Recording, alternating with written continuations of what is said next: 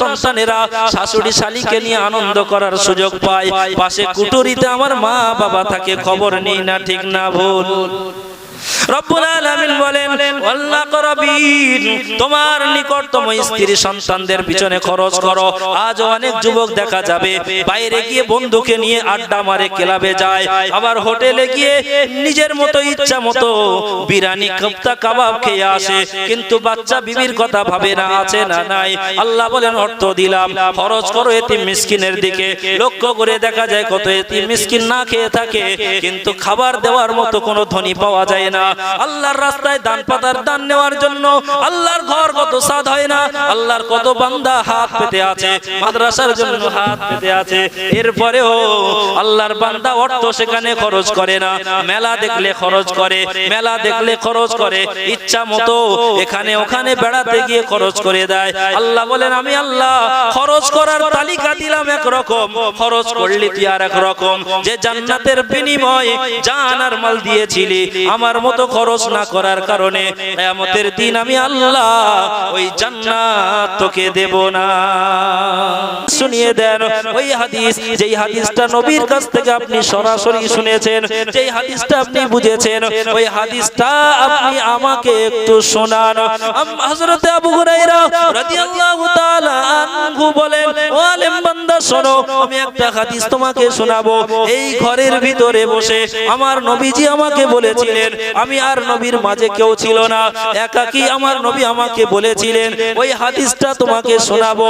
আল্লাহর নবী সাহাবী হযরতে আবু হুরায়রা রাদিয়াল্লাহু তাআলা আনহু এই কথা বলার সাথে সাথে তিনি বেহুশ হয়ে পড়লেন।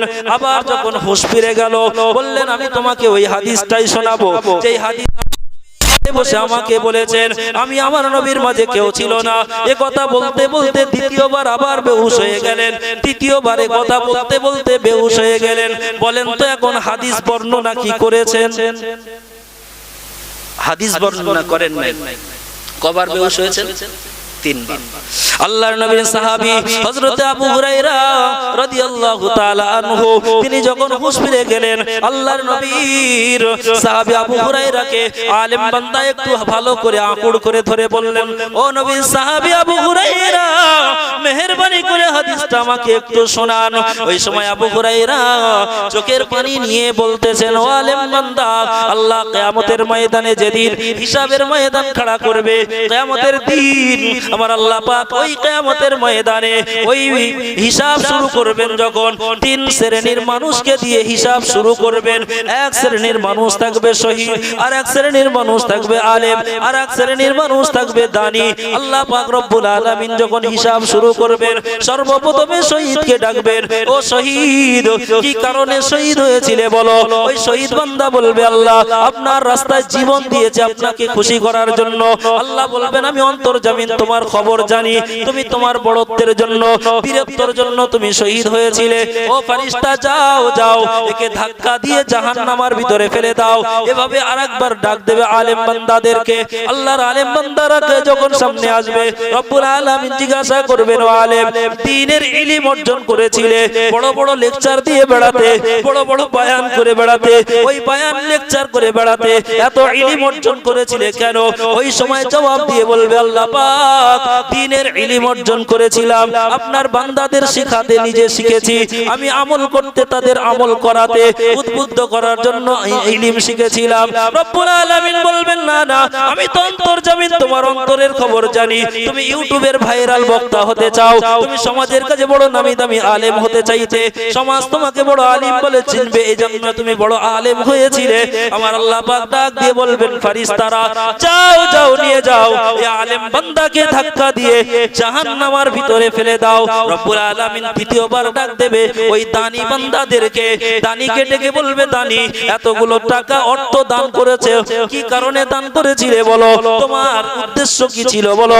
দানী বান্দা বলবে, রব্বুল আলামিন পৃথিবীর জমিনে মসজিদে আমার টাকা আছে, মাদ্রাসায় আমার টাকা আছে, আল্লাহ আমার টাকা আছে জলসায়, আল্লাহ আমার টাকা আছে গরিব এতিমের পিছনে, আমি মানুষকে দান করেছি, চাওয়ার চাইতে বেশি দিয়েছি, রব্বুল আলামিন ডেকে বলবেন দানি বান্দা কেন দিয়েছিলে বলো, এই দান কেন করেছিলে, উদ্দেশ্য কি ছিল বলো। ওই সময় আল্লাহর বান্দা দানি বান্দা বলবেন, আল্লাহর দানি বান্দা বলবেন না না ওগো রব্বুল আলামিন আল্লাহ পাক আমি দান করেছিলাম আপনাকে রাজি খুশি করার জন্য। আল্লাহ পাক ডেকে বলবেন ও দানি আমি তো অন্তর্জামিন, তুমি মনে মনে কি বুঝেছো, মনে মনে কি ভেবেছো, মনে মনে কি বলেছিলে, কি উদ্দেশ্যে দান করেছিলে। লোক তোমাকে বড় দানি বলবে, লোক তোমাকে বড় বাবা দেবে, লোক তোমাকে দানবীর বলবে, এ কারণেই তুমি দান করেছিলে।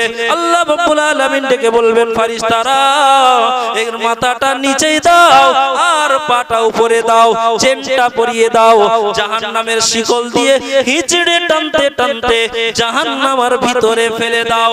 আমার মুসলমান ভাইয়েরা, আমার আল্লাহওয়ালা যুবকেরা, আমার জ্ঞানী যদি মা বোনেরা শুনে রাখুন, দুনিয়ার জমিনে যদি ইখলাসের সাথে আমল করতে পারেন তাহলে আলেম হলে লাভ আছে, দানি হলেও লাভ আছে, শহীদ হলেও লাভ আছে, নামাজি হলেও লাভ আছে। যদি ইখলাসের সাথে আমল না করতে পারেন পৃথিবীর কোন আমলের প্রতিদান আল্লাহ দেবেন না।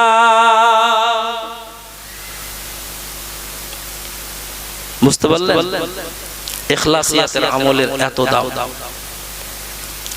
এই ইখলাসিয়াতের আমল আপনাকে করতেই হবে। দুনিয়া চিরকাল থাকা যাবে না, আর চিরকাল থাকার চেষ্টা করলেও চেষ্টা সফল হবে না, চলে যেতে হবে। তাহলে এই আল্লাহর জান্নাতে পৌঁছাবার জন্য আপনার প্রচেষ্টা চালাতে হবে এবং আল্লাহর খুশি করার ইখলাস। রব্বুল আলামিন বলেন ইন্নাল্লাহা আশতারা মিনাল মুমিনিনা আনফুসাহুম ওয়া আমওয়ালাহুম বিআন্না লাহুমুল জান্নাহ। আমি তোমাদের কাছ থেকে কিনে নিলাম তোমাদের জীবন আর তোমাদের সম্পদ, তোমাদের জীবন আর তোমাদের সম্পদ বিনিময় দিলাম বিআন্না লাহুমুল জান্নাহ, বিনিময় আমার দয়ার জান্নাত আমি তোমাদেরকে দিলাম। ও মুসলমান একটু মুখ খুলে বলেন আল্লাহ আমাদের কাছ থেকে কি কিনলেন? জান আর মাল। তাহলে জান আর মালের মালিক আমার আল্লাহ, আমাদেরকে দিলেন কি? জান্নাত। তাহলে জান্নাতের মালিক হলাম আমরা।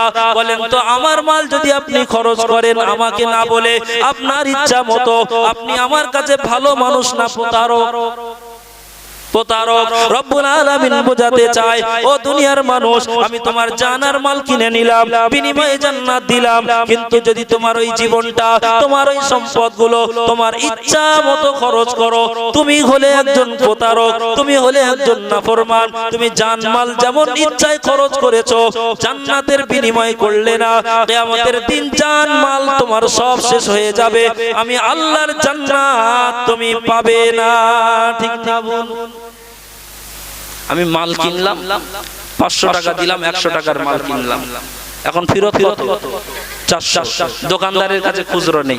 আমি বললাম আরো অনেক বাজার করার আছে, টাকাটা দেন, আপনাকে যাওয়ার সময় টাকা দিয়ে মাল নিয়ে যাব। 500 টাকা ফেরত নিয়ে বাজারে গেলাম, কিনতে কিনতে 500 টাকাটা শেষ। ওই যে সরষের তেলের বোতল কেনা আছে 100 টাকায়, এখন টাকাও নেই। দোকানদারের গিয়ে বলছি ভাই আমি কিনেছিলাম, 500 টাকাও দিলাম, তেল দেন। বলে আপনার মনে নাই যে ফেরত নিয়ে এলেন, এখন দেন 100 টাকা, তারপরে না দেবো? বলে সে টাকা তো খরচ। বলে তাহলে তেল কিসের? বাড়ি যা, পেটা কম খাবি না, ডাকবে এখন তো সাবার করে ফেলবে। বলবেন না? বলবেন না? আল্লাহ সুবহানাহু ওয়া তাআলা এইভাবে আপনাকে বলবে জান আর মাল আমাকে বিক্রি করলি, দিলাম জান্নাত, জানমাল সব শেষ করে আসলি আর বললি জান্নাত দাও, আমি দেব? রব্বুল আলামিন বলেন ইন্নাল্লাহা আশতারা মিনাল মুমিনিনা আনফুসাহুম ওয়া আমওয়ালাহুম বিআন্না লাহুমুল জান্নাহ। জান্নাত কিনেছো জানার মালের বিনিময়। খরচ করার ব্যাপারে আমি আল্লাহকে স্মরণ করো। আমি আল্লাহ যেখানে খরচ করতে বলেছি ওখানেই করো। আমি আল্লাহ যেখানে খরচ করতে বলি নাই ওখানে করবে না। আমি আল্লাহ জীবন খরচ করতে একটা জায়গা বলে দিয়েছি, ওখানেই জীবনটা খরচ করবে। আমি আল্লাহ অর্থ খরচ করার জায়গা বলে দিয়েছি, ওখানেই অর্থ খরচ করবে। আপনি আমি বলতে চাই আল্লাহ কোন জায়গাতে জীবন খরচ করব বলুন? রব্বুল আলামিন বলেন মিনাল মুমিনিনা আনফুসাহুম ওয়া আমওয়ালাহুম বিআন্না লাহুমুল জান্নাহ ইকাতিলুনা ফি সাবিলিল্লাহ। তোমরা তোমাদের জীবনটা খরচ করার জায়গা জেনে রাখো। পৃথিবীর জমিনে আমি আল্লাহর দ্বীন, আমি আল্লাহর ইসলামটা ক্ষত বিক্ষত হবে। মিন খাইরিন, বান্দা তার অর্থগুলো যেটা আমি কিনেছি ওইগুলো ভালো ভালো কাজে কাজে খরচ করবে। কোথায় খরচ করবে? ভালো কাজে। আল্লাহ রাব্বুল আলামিন এই কথা বলে ক্ষান্ত হন নাই, সাথে সাথে তিনি নিজেই বর্ণনা করে দিলেন, ব্যাখ্যা করে দিলেন ভালো কাজ কি। ফালিল ওয়ালিদাইনি ওয়াল আকরাবিন, সবচাইতে দামি ভালো কাজ হলো মা বাবার পিছনে খরচ করা। ওয়াল আকরাবিন, তারপরে বিবি বাচ্চার পিছনে খরচ করা। ওয়াল ইয়াতামা ওয়াল মাসাকিন, গরিব মিসকিনের পিছনে খরচ করা।